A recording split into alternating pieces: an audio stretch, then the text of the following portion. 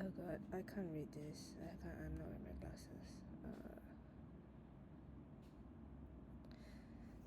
I don't know how to start this. I'm bad. I'm bad at doing videos. It's really hot, so I'm eating ice cream. Yeah. So I've been feeling quite stagnant lately. I'm not a YouTuber or a content creator, but I do felt like I want to get this off my chest. Lately, I've been feeling like I am stuck with no options on progressing in life. Like after 10 years of working as a graphic designer, AI is taking over my job pretty quick. My work's now basically Canva, right? And it's not even mine anymore because everybody thinks they're a graphic designer, they can do it themselves. I'm like, okay, you do you, boo. Yeah, so since then it's been like quite an uphill battle trying to find a proper job. I've been in and out of jobs since I was 21 from my diploma, and then I did my degree, and then I'm doing my master's now. Yeah, it's felt, you know, I got the short end of the stick. Or maybe I'm just picky with my jobs, or I'm just not happy. But I feel like, especially in Singapore, the workplace culture is pretty toxic. I don't want to get too much into it. Maybe I will, but basically, you have to suck up to the higher ups, and you have to stroke the ego. I know this is across the board everywhere, but um, I'm not the kind of person who's like a bootlicker, to get things done. You have to be strategic. I'm all about the vibes. If you give me a project, I'll do it. If you want me to manage things, I'll do it. Like, I'm not a fussy person, but I do would like to be respected at work. Yeah, I am very sincere in my work and in the ethics of work and jobs. So now I'm looking to move on from the industry, but it's incredibly difficult to switch careers in your 30s. Yeah, because I'm turning 31 this year. And most of my peers, like my friends, my classmates you know, from my secondary school, they have, already settled down in their careers, in their lives. Like, they found something that they want to do for the rest of their life, or like an industry that they can probably swap around. I don't have that, right? And I wouldn't say I was an overachiever when I was a child or like when I was a teenager, but it it dawned on me that I wanted to do something creative and stuff like that. But before that, I was in robotics, and I wanted to do something more towards like engineering. But my dad said no. You're a woman, you can't do that. Stick to drawing. So that's what I did. Yeah. And I mean, in the context of Singapore as well, I'm not considered mid-career, but I'm also not considered a fresh graduate because I did my bachelor's. I graduated from my bachelor's in 2020 in the peak of COVID. Um, yeah, so I just finished my master's in not in communications, but it's in a communication school. More towards like AI, LLM. It was a big, learning curve. I forgot it in my ice cream. Yeah.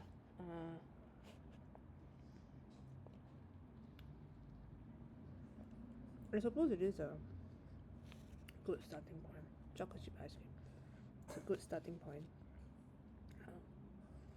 Kind of like get myself into the whole hype of AI. Um, but yeah, my choices are still limited because I'm not from an engineering background. Um, I just learned Python, so it's very difficult to. I want to get like an internship, and even then they're like, oh, you don't have a mathematical background, so you can't be an engineer. And I'm like, give me a chance, buddy. But okay, yeah. And I don't want to continue studying again and again. Like, I took up this master's because I had to, but now I'm like, I I have no bandwidth to continue upskilling myself.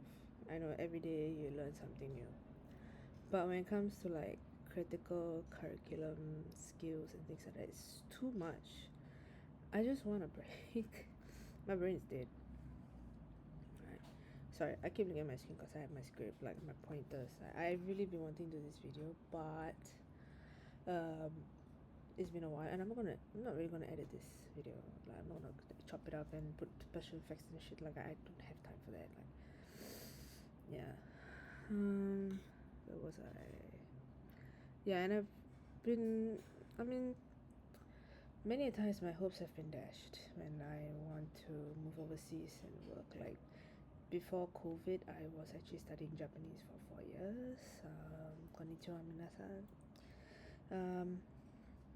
Yeah, so I was studying for 4 years. I'm not that fantastic, honestly, but I was really hoping to kind of get a breakthrough so that I can, like, go to Japan and like teach, like, be a teacher. And of course, it's a nightmare on its own, but it would have given me a great insight on how life is like, by myself in another country. Although I can pretty much get around to it with not much issues. I've traveled solo in Japan before, so it's fine. But yeah, so when COVID happened, you know, lockdowns, and I couldn't really find a job in Japan, they were like, okay, we're not hiring any foreigners. So okay, never mind, I leave it. And then a couple of years later, I was like, okay, let's go to the UK. Because I think at the time there were quite a number of opportunities, and I was also seeing someone there long distance. I was just like, okay, like, looks like things are leading me towards there. Like, let's see how that goes. But yeah, that didn't work out because I think the Brexit deal was pretty bad. It was doing a number on the economy in the UK, and I was just like, okay, I didn't see a point in moving there. Plus, racism and stuff like that. So I felt like, okay, I am, and of course I stopped seeing that person already. So it was like, oof, I can't. And the place that I really want to go in the UK is not London, but Scotland. I love Scotland. So I was like, this is just, I don't know what is it. It's a major double whammy. Like, I can't go to Japan, I can't go to the UK. Initially, I took up this degree because I wanted to go through the HPI route. That's the high potential individual visa route, and find a job there. But with the way the job market is looking, and I've been reading up forums and stuff like that, yeah, it's bad. It's like pretty bad. Like, there've been quite a number of Singaporeans who are living. I think not just Singaporeans, but just foreigners in general. They're like, it's quite hard. It takes like months to find a job, so don't bother really. So I'm like, oh my god, months. I think there was someone who was talking like, saying, oh, I got the HPI visa, and then it's been like, I think 1.5 years, and they couldn't find a job. I think it's also because of the industry that you're working in, like marketing, and I felt like, yeah, marketing is oversaturated. You're not gonna go far with that one. So yeah, so I was just like, okay, no, this is not happening. I was in the midst of transitioning from marketing to like AI research and stuff, so felt like I didn't have the required expertise in getting a job because they were like STEM degree, and I mean, I'm like science degree, but like communication science. Communication science is like okay, it can make it or break it. So I don't know. Yeah, so that's that, right? Where was I? Yeah, and I mean there are a lot of Asians and like Southeast Asians working overseas. I've always wanted to do that because I'm myself an immigrant, moved from India. Um, but I was like a child, like a baby, like 1 year old, less than that, 1 month old. Yeah. So life in Singapore, I mean, I've lived here all my life. I'm Singaporean as well, so that's it's just it's an existential question. If I can, live overseas and whether I have the mental and financial capacity to do that, and like, and whether I have the bandwidth to find the right path for me. Yeah. Yeah. So like, I think especially for a lot of younger millennials, I'm on the tail end of the millennial gen or zillennial or the older Gen Zs like my first brother is. He's I don't. Yeah. I'm not gonna talk about him, so it's okay. But yeah, I know quite a number of people felt this way. It's been like the general sentiment. A lot of my friends who are younger than me, 1, 2 years younger than me, they feel like they want to leave the country too, and they've already experienced how it's like to live overseas, so they know. For me, it's the other way around. Like I never had like a stint. Like I didn't study overseas, or I've only visited like exchange programs, but not like lived there. So like for a couple of years, so I don't know, but they have and they know. So yeah. Let me eat my ice cream. It's melting quite bad. Ice cream. Yeah, and like basically this hustle culture in Singapore, and I think it's like a disease all around the world. It's taken a toll on my body. I've gone through so many mental health. I'm not saying like kill myself or whatever, but anxiety attacks, right, or panic attacks, and my symptoms present differently. Like I freeze, right? I freeze quite a bit, and I stall on things because I just can't get myself to do something. Yeah, that's how I present my symptoms. Yeah, and also I've kind of like mentally clocked out from conversations of like relationships and marriage and things like that. Like, I know in my culture it's like, oh, you have to get married by 25, but I feel like I'm the anomaly because I'm so stubborn. Um, it's my way or the highway. No, I'm just joking. Um, but I just feel like trying to find someone who respects you for your intelligence and for who you are, as opposed to what you can give value in a marriage or in a relationship, even as friends, right? It's so hard because everyone's like, oh, you can contribute this to me, so you shall be my friend. Yeah. So now I felt like that's kind of like making me lose a lot more friends than that. Yeah, I know this is like going one round, but hear me out. I think, especially when in your early 30s or late 20s, I think it's a part where you lose most of your friends from like preschool, not preschool, like primary school, high school, and like I've I've kind of stopped talking to my uni friends. Even though I'm only in touch with one girl, and I barely see her, so like maybe once a year, 1 to 2 years, that kind of thing. It's quite bad. Yeah. Um, yeah, and I mentioned like the whole long distance relationship thing, like that clocked me out of the whole like dating scene. Like I have not gone on a date since 2020,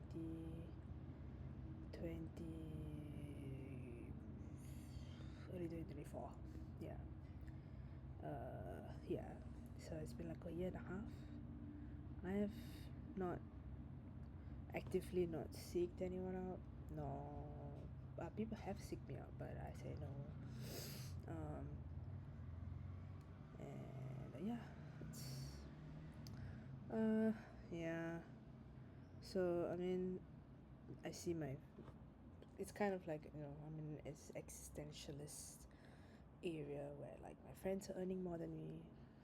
Um, they are experiencing lots of success, and I'm happy for them, but I feel like I don't know what the fuck I'm doing. Like, what am I doing? What are you doing, sis? Oh my god, my ice cream separated. Shit. Yeah. So I don't know what I'm doing, or maybe I'm doing something wrong.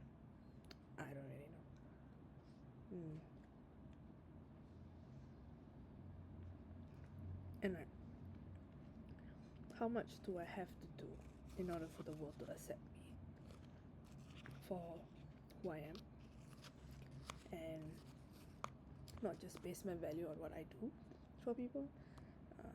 My entire life it's been like that, and I'm kind of over it already. Like, if you don't like me for who I am, then you have no right to judge me for what I do or do not contribute. Because, um, yeah, what do you bring to the table? I don't know. Fish bones, ice cream. I can give you that. Yeah. What else have I said? What else have I said? Blah blah blah blah blah blah. Yeah. I mean, yeah, these feelings often come up, like, in my heart, my mind, and I don't know really what to do. My past experiences obviously do not define my future, right? And really try my best.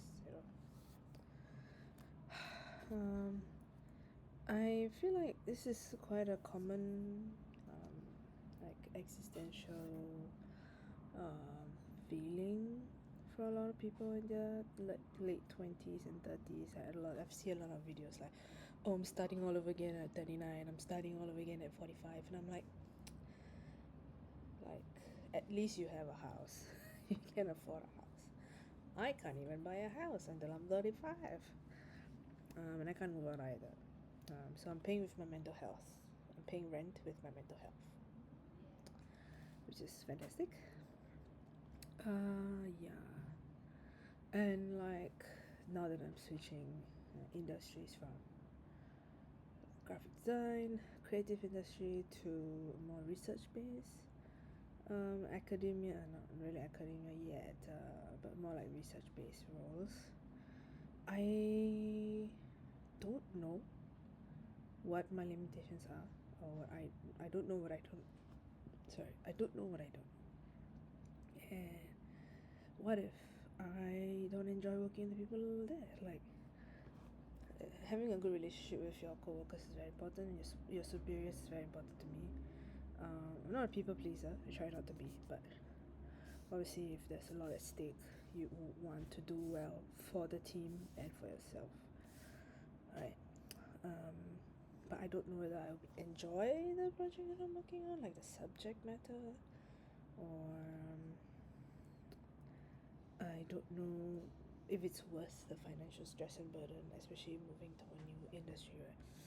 Or if I get paid less and I'm expected to do even more than what I did in marketing. Although I don't think that will be the issue, because most projects in research span from a couple of months to a year or even more, depending on what's necessary or what's need to be done.